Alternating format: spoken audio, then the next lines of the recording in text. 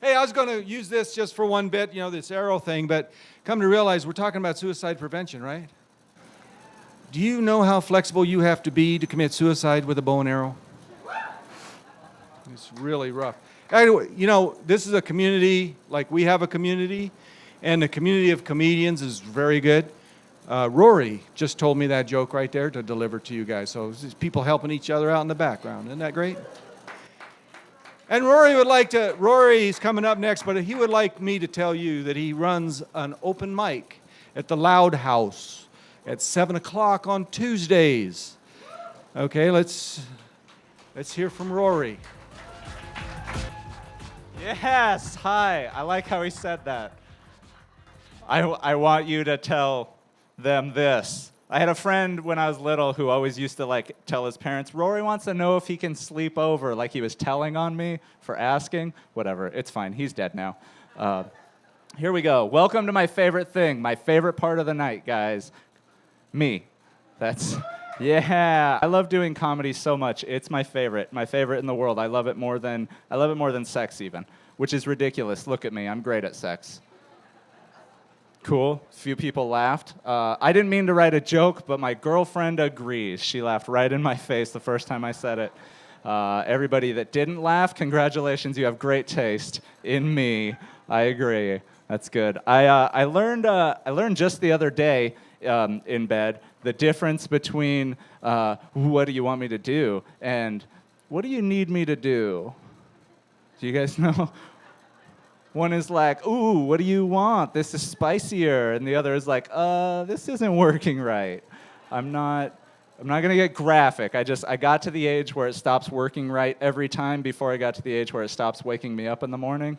Do you guys, should I see a doctor? I don't know. WebMD, checking it out. Okay. I have a woman in my life, everybody. Yeah, cool. Thanks for that condescending applause. I recognize that from when the dumb kid in your family graduates high school. I have a little brother. I recognize that. I do. I have a woman in my life. That's what I say. I say I have a woman in my life. I can't call her my girlfriend. Either of those words by themselves, dismissive. Who's that? A girl. Who's that? A friend. Both of them, she would slap me if I said it. Now I put them together, and that's what I call my favorite person. I don't think that's a good idea. Can't call her my partner. We didn't start a business together. It's not like a limited liability company relationship. We're not doing cost-benefit analysis of a threesome with my quirky neighbor that does improv. We're not doing that. We're not trying to mitigate risk and diversify our portfolio. That's the least sexy thing I've ever said. She's breaking up with me right now. She's not here. She felt me from miles away make that joke, and it's I gotta. It's okay. It's good. I love her so much, you guys. I love her. I even love the way she snores, which makes sense when it's soft and gentle, the way she looks when she's sleeping. But sometimes it sounds like the Hulk fucked a dump truck, and then had a baby with sleep apnea. And then she swallowed the baby. It lives in her like Jonah in the whale, which isn't a fat joke. It was pre-CPAP biblical times. We get it, whatever. I love the way she smells. Oh, man, I love it. I texted her once after she'd been in my house. I was like, it smells better when you've been here. And she texted back right away as if she knew. Yeah, I farted a lot. So it's that's my thing now. I'm into farts. Couples, try it out, you guys. If you're with somebody that didn't laugh, I just exposed their kink. So you're welcome. Try that out. Try it. It's good. She sent me flowers in my office. This man in front of you received a dozen roses. My coworker was like, so you're going to wear sexy lingerie for her? And I was like, no. She told me to stop wearing her underwear. The third time I was like, you're right, I stretched those out. Sorry, your butt's little. The only part of that joke that's not true is she hasn't discovered it yet. It's a win-win. She thinks she's losing weight. She feels sexy. I feel sexy. Dan Savage this show. You guys, your relationships got better. I can say that freely. She's not here. She doesn't like comedy. or comedians. She doesn't like, that's what it was, comedian, or me, I think. I'm just interpreting what she said. Guys, don't worry. She just doesn't know my material, my stage persona, or my name. I made her up. It's all pretend. It's all sadness. That's okay, good. This is not my jokes. I just wrote, "You're doing great, buddy." I don't know what I was thinking when I wrote that. This show is benefiting suicide prevention, which is nice. Yeah. But I feel like every stand-up comedy show is kind of preventing suicide, at least for the comedians. I don't know. Good job, everybody that's still here. You're doing it. That's not a joke about suicide, okay? That's a story of triumph. I don't want you guys to worry about me. Please don't worry. If you knew how much I thought about it, you wouldn't worry. You'd just be impressed. Like, you did it, Rory. Good job.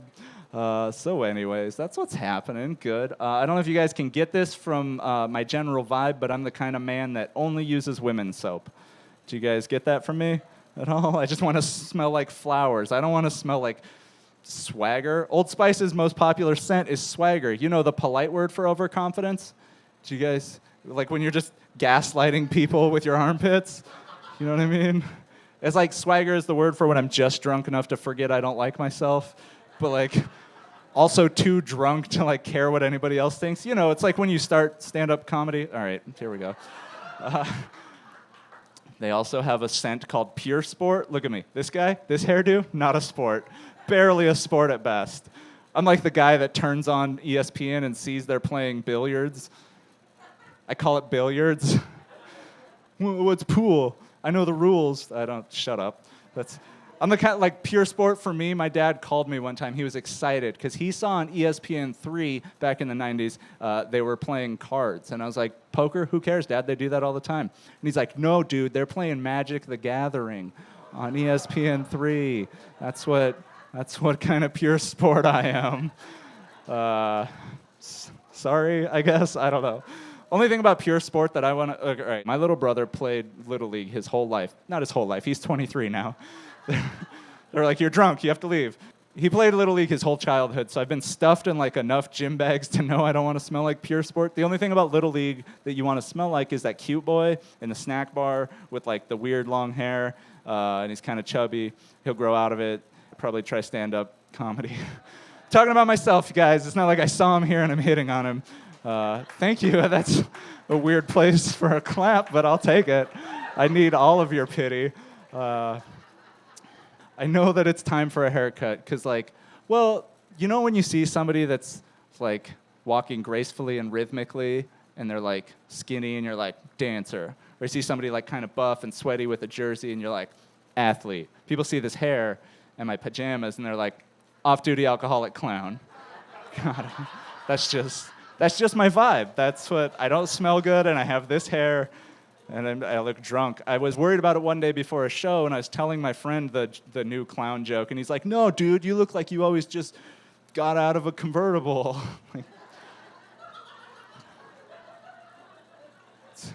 It's weird that you guys laugh. He's my friend. He knows the subtle joke. I can't afford a fucking car. He doesn't, I don't know why you guys thought that was... I rode my bike downhill real fast to get this sweet do. So he's dead too. I feel like I'm one more day without a shower away from looking like I always just woke up on a cardboard box. Did you guys get that from just like a sleepy break dancer that passed out 25 years ago? Just like, yo, I guess I'll do comedy now. I'm getting ready to shave it all off. I want to go totally bald. I want to just not worry at all about my hair, but I do worry about my lumpy head underneath. Do you guys, like I want to look like a guy that has a job and calls his mom on the weekends, but I don't want to look like the monster from the Goonies. Hey, you guys can laugh at that. It's just, I said what he says. Did you? Thank you. All right, it's fine. Okay, the last thing I want to tell you about before I leave is I'm a grown-up person that cooks for himself, so I have recipes. And I noticed the other day, every recipe I have calls for extra virgin olive oil, never regular virgin. Always extra virgin. And I got to thinking, like, what is extra virgin? We know regular virgin olive oil hasn't had olive oil sex yet. But, like, extra virgin hasn't... what extrovert, it hasn't had its first oily dream? It hasn't like rounded second base.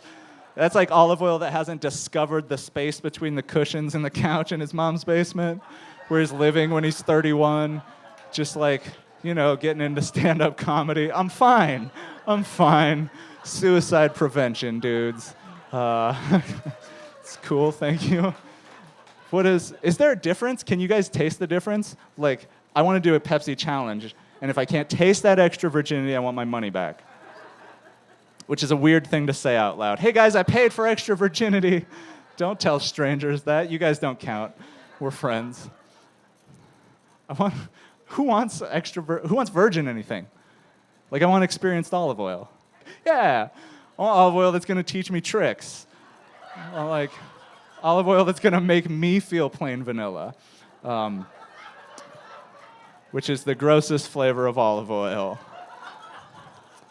Which is how I end that joke to distract from how I'm just having sex with olive oil at the end.